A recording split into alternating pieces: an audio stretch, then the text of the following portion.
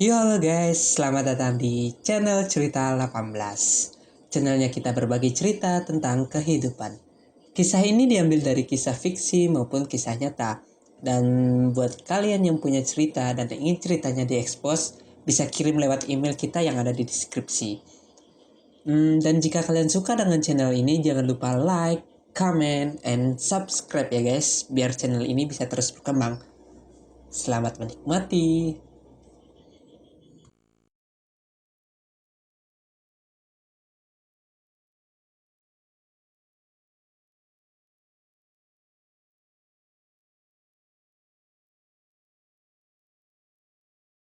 Indah Octavia. Orang sering memanggilnya Indah, bahkan ada juga yang memanggilnya Okta. Adalah gadis berusia 19 tahun, yang bekerja di salah satu tempat hiburan malam yang cukup ternama di daerah Jakarta Pusat. Indah adalah salah satu dari sekian banyak anak korban broken home. Orang tuanya bercerai 3 tahun yang lalu saat Indah masih berusia 16 tahun. Orang tuanya bercerai karena si ayah Indah adalah tukang mabuk dan suka berjudi. Alih-alih membawa uang pulang, ayah Indah selalu mengamuk karena kalah judi ditambah mabuk berat dan sesekali ibu Indah mendapat KDRT dari ayahnya. Ibu Marni namanya, adalah sosok ibu yang sangat kuat dan tegar. Karena tak kuasa dengan sikap ayah Indah yang sudah dialaminya selama belasan tahun, Bu Marni memilih untuk bercerai dan menikah kembali dengan pengusaha ayam potong. Pak Kasdi adalah duda yang tidak mempunyai anak karena dulu istrinya meninggal akibat kecelakaan sebulan setelah ia menikah, dan kini menjadi ayah sambung dari Indah. Indah kecil yang pikir tetangganya sekarang hidupnya jauh lebih baik karena memiliki ayah sambung seorang pengusaha ayam potong. Dan secara finansial, kehidupan mereka itu berkecukupan. Tetapi tidak dengan Indah. Indah tidak menyukai ayah sambungnya itu. Meskipun Pak Kasdi adalah sosok yang sangat perhatian dan sayang kepada Indah, bahkan rasa sayangnya kepada Indah melebihi seperti anak kandungnya sendiri. Menurut Indah, Pak Kasdi adalah orang yang aneh. Perhatian dan kasih sayang yang diberikan oleh Pak Kasdi menurutnya tidak wajar. Sekarang Indah kecil beranjak menjadi dewasa. Broken home yang terjadi di dalam keluarganya membuat Indah tumbuh menjadi perempuan yang liar dan menjadi anak yang susah diatur. Sekolahnya pun harus putus di tengah jalan. Bukan karena ekonominya, tapi karena kenakalannya. Indah lebih banyak menghabiskan masa remajanya di luar. Nongkrong dengan pemuda-pemuda yang gak jelas dan ikut dalam komunitas geng motor. Di tempat tongkrongan. Dah, lu mau make nggak? Ini sisa satu, ujar Rizal. Rizal adalah salah satu anak dari geng motor itu. Emang masih ada? Jawab Indah. Rizal memberikan satu buah pil ke Indah. Ada nih, tinggal satu. Kalau mau pakai aja.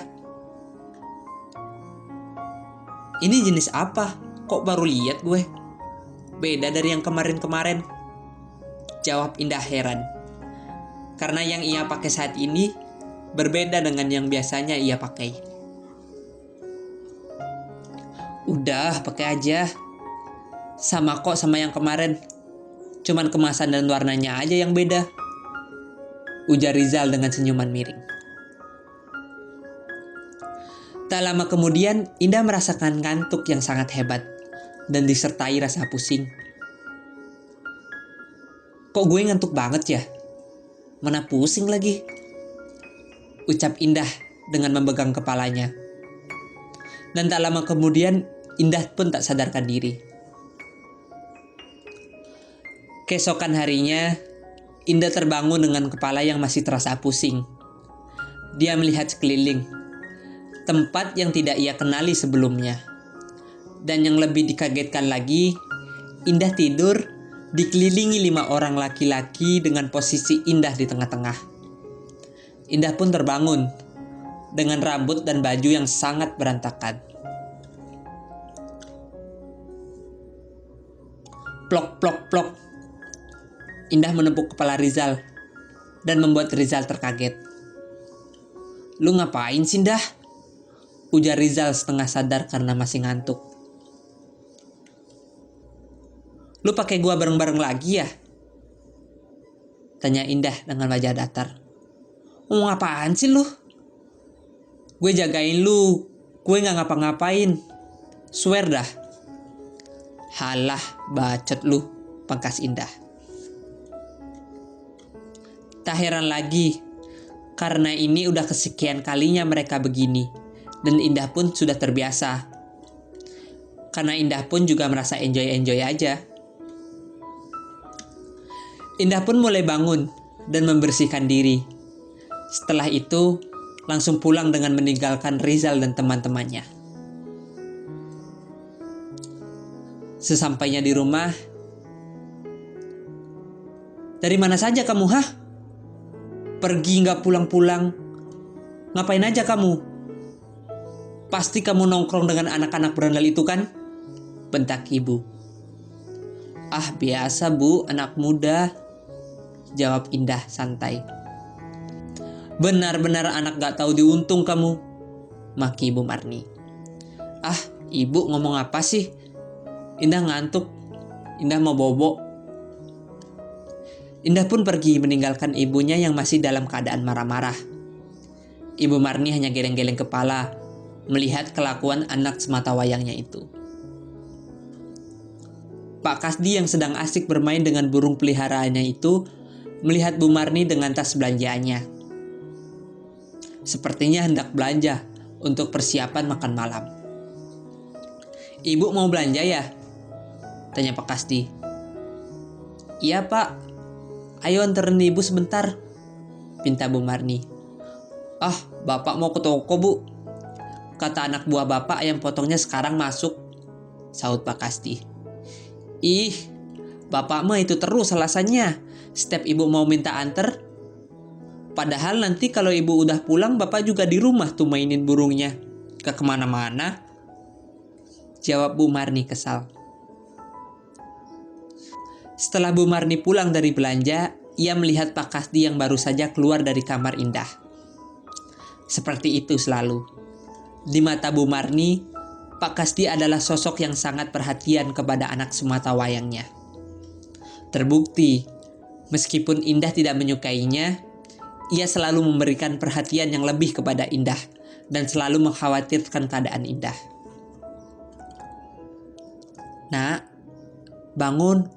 Udah sore, makan yuk," ujar Bu Marni dengan mengelus rambut anaknya itu.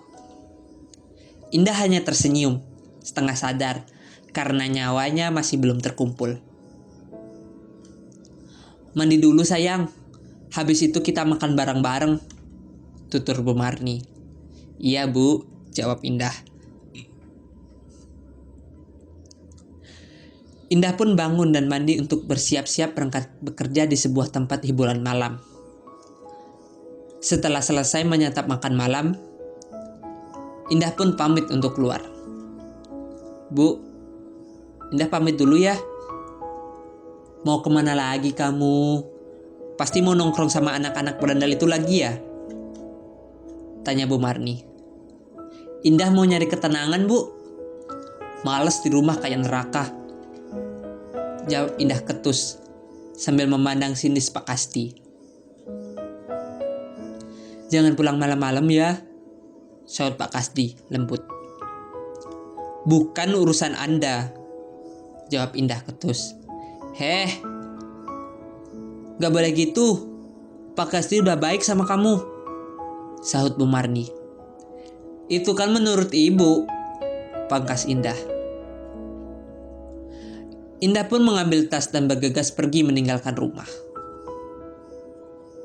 Di tempat hiburan, Indah bekerja seperti layaknya pekerja hiburan malam.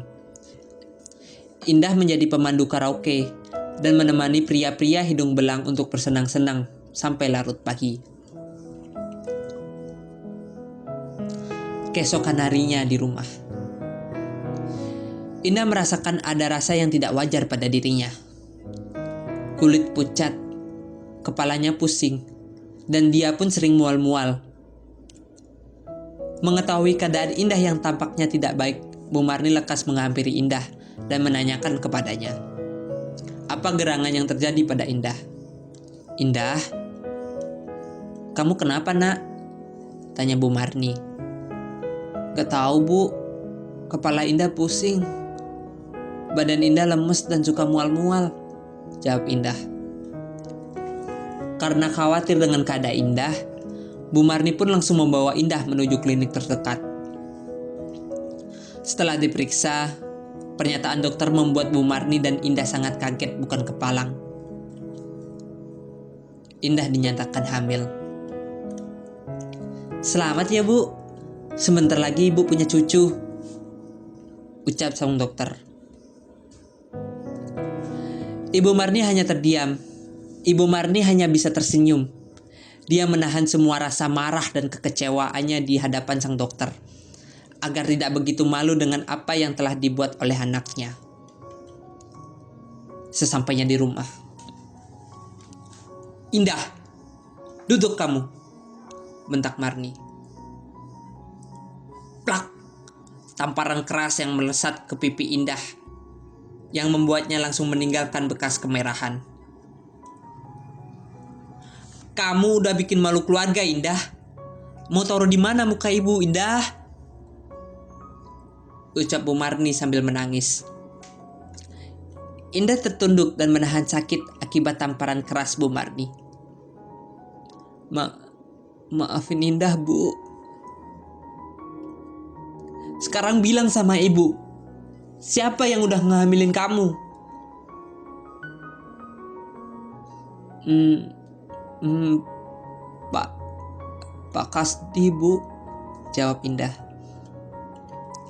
Bu Marni shock mendengar nama Pak Kasdi, suaminya, dan ayah sambung Indah telah menghamili anaknya. Enggak mungkin, Indah. Enggak mungkin. Kamu pasti mengada-ngada. Pak Kasdi udah baik dan perhatian sama kamu. Bisa-bisanya kamu nuduh dia. Sandiwara apa lagi yang kamu buat, hah? Dengan penuh keberanian, Indah mengadah kepalanya. "Ibu gak tahu selama ini, baik dan perhatiannya Pak Kasdi itu palsu, Bu. Palsu. Itu semua hanya di depan ibu saja. Pak Kasdi terus mengancamku. Kalau aku tidak melayaninya, Pak Kasdi akan bunuh ibu. Dan aku gak mau itu terjadi, Bu. Aku sayang ibu," bentak Indah dan menangis histeris.